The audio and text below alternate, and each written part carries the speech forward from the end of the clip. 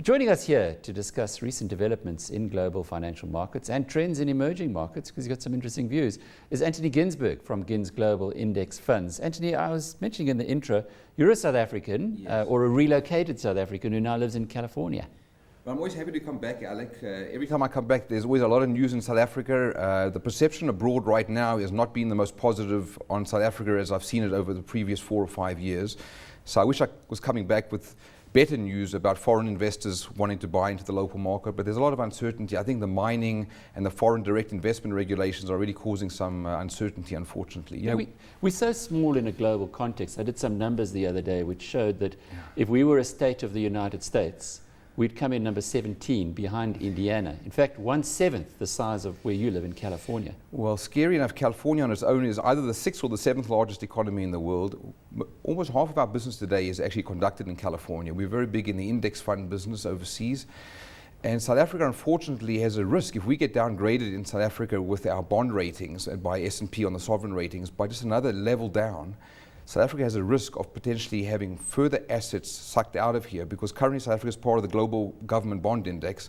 So we've got to be rather careful that with FDI and other rules here and your current account and other twin deficit issues, that these things have to remain in whack. Otherwise, a lot of foreigners are worried that with another possible downgrading, there's going to be further flows out. So I get a little bit worried about the currency issue, particularly given your 6% or so current account to GDP deficit. So it is fragile 5, we know all about it in this country. But yeah. The business that you run is index trackers, both in developed and developing markets. Yes, partly because of 2000's meltdown in 2008, there's been a massive demand for more transparent rather than black box products. So you find in the States today, 50% of all mutual fund flows are into ETFs or into index funds. And our big clients such as AIG and Zurich Life Insurance and ING Insurance are using indexing now within insurance policies, within annuities, within life insurance policies, within all kinds of long-term retirement savings, RAs for instance. So indexing has become a predominant means now for retail. It used to be mostly institutional players like CalPERS of the world using indexing. Today, about a third of all mutual fund assets, as they're studying them, are now also going to be essentially in index products. 38% of all pension fund assets in the States are in one way or another in passive products today. So it's quite a big trend going on globally. And you know the South African scene. I mean, you grew up here, you have family here. Yes. Why do you think it's taken this country so long to click to the fact that index funds are pretty good investments for the know-nothing investors? That's a very good question. You always ask perceptive questions. So I think the answer is that IFAs in America, financial advisors, earned their fees today based on a fee. So they want the lowest cost building blocks, whether it's the unit trust using indexing or even an active fund, but they want the cheapest building blocks. In South Africa, you still got a commission situation where people are getting paid in a different format. So, but in the UK and in the US, increasingly, guys are looking for the lowest cost asset allocation building blocks. So if they want exposure to mining or to small caps or to emerging markets, they'll use indexing rather than finding some hotshot manager who more often than not is a comet that flames out after a couple of years. The trend increasingly is somebody who's on the front cover of some of these famous magazines. He's already had his day in the sun, and he's not going to be necessarily a star going forward, but rather a comet. So you're finding the guys are remunerated overseas in a different way. The RDR review in the UK, as you know, and the IFAs in America are typically getting paid now more for asset allocation advice and risk management advice. They're not being picked or being chosen based on hot tips or on who they think the next star manager is going to be. So they see their financial advisory job changing, being more risk orientated, giving a full service based on the family's current accounts that are required, and also estate planning. And the population happy to pay fees? I think that's been the case in South Africa. I remember years being drummed into my head that insurance policies or investment or savings products are never bought, they're always sold. Now, if you're charging a fee, it's pretty hard to sell something, whereas if you get a commission from the insurance company or the asset manager, it's a lot easier. Well, the regulators have really slammed down on kickbacks and rebates and under-the-table commissions. So increasingly, clients are actually seeing all the fees now. Mm-hmm. And if they'd rather pay 0.2% on an index fund than maybe 1.4% on an active fund, just give a sense of this. If the industry feels that the American market will grow 7 to 8% a year over the next decade, a 1.4% fee is almost annually about a 20% performance fee you're paying essentially on that return, whereas a an index fund fee of 0.2 or 0.3 works out to be about a 3% essential fee. What do you guys charge on your We're index between funds? 20 to 40 basis points. So you with Signia who've come No, we're not actually with chase, them. No, but they've come to change the market, they feel, in South Africa with their ETFs.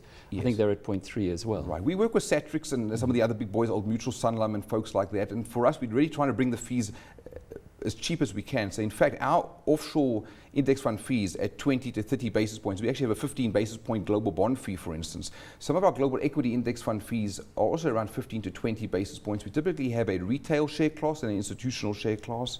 And our fees are significantly under some of the index fees offered in South Africa. I think, unfortunately, the administration fees here, historically, you're right, were quite high.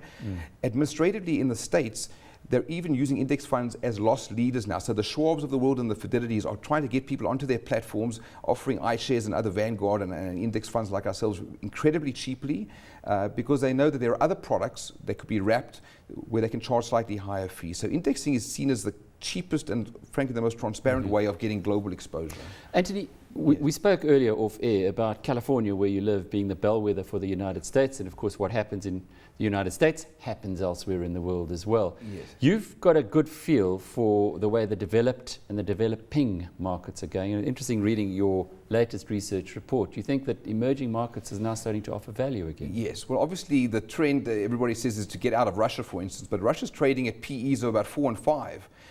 Emerging markets, based on the MSCI, are trading at price to book below 1, and the MSCI is Explain what that means, price to book below 1. Well, based on a net asset value of a company, you would think if it's got good prospects, typically banks and others may be trading at 1.5, even 2 times their book value based on their balance sheet. These things are trading sometimes in the MSCI emerging markets at 0.7 to 0.8. So they're paying you to buy those. In fact, you're buying it at today's price, you're getting it at a big discount. It's a real Warren Buffett style value investor. So yes, I know that it's totally out of favor emerging markets, but the truth is that they've gone nowhere in 2.5 years.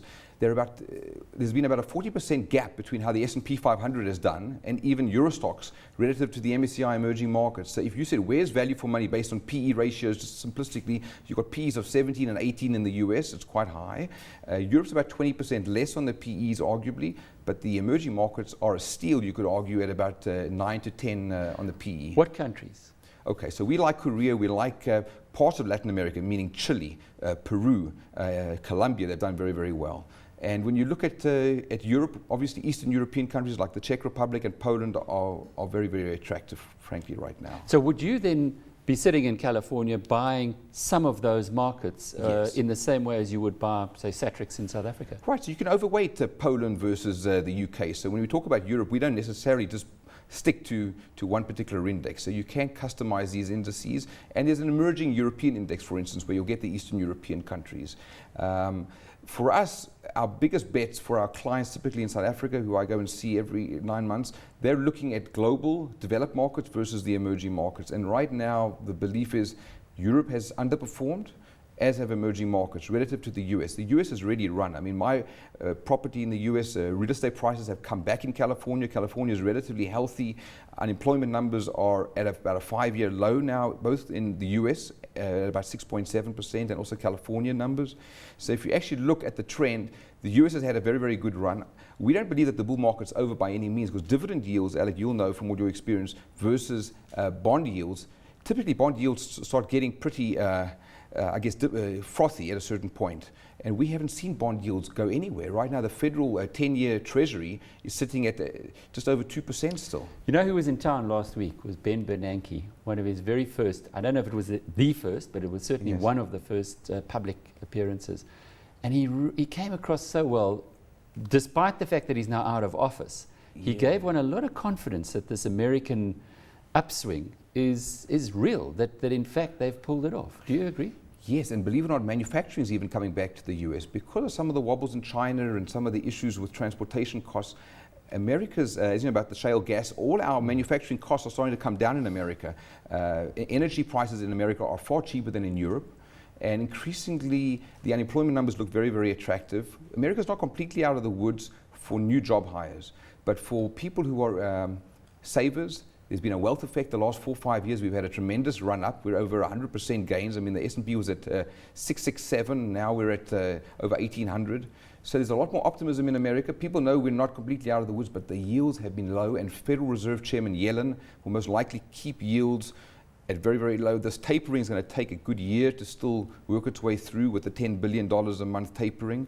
So the confidence is well founded. And I think Europe is still undervalued in terms of the equity market. So we see our clients trying to be a bit slightly more overweight now in European equities and in emerging markets.